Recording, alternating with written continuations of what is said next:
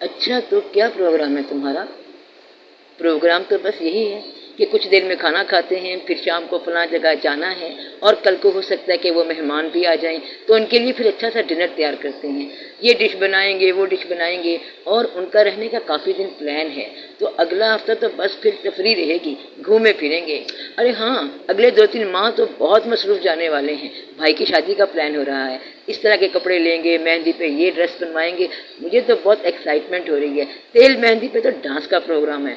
मैंने तो अभी से तैयारी शुरू कर दी है। बस दुआ करो कि जो इम्तिहान की तैयारी हो रही है उसके लिए अच्छे नंबर आ जाएं।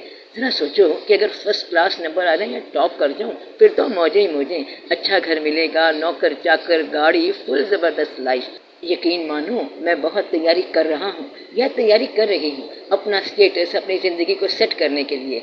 आखिर कल सबको मिलना है, पैसा कमाएंगे, नाम होगा, शोहरत होगी, ज़मीन जायदाद होगी, बड़े लोगों में उठना बैठना होगा। बस ये सब तैयारी इसीलिए हो रही है। और इसके बाद क्या? क्या मतलब इसके बाद क्या? तुम्हें सब कुछ याद है, लेकिन क्या ये याद है कि एक बड़ी मुलाकात और भी होना है अपने रब से? क्या उस मुलाकात के लिए कोई तैयारी है?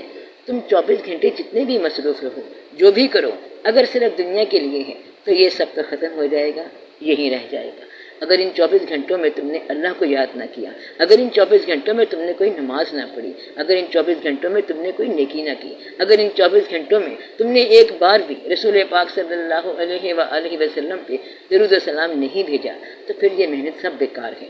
तुम्हें ये तो याद है कि कल क्या करना है, परसों क्या करना है, महीने बाद क्या करना है, और सालों बाद की प्लानिंग है। बस यही याद नहीं कि इन सालों के बाद जो असल ज़िंदगी का वक्त पड़ने वाला है, उसके लिए क्या प्लानिंग है। तो क्या प्रोग्राम है तुम्हारा?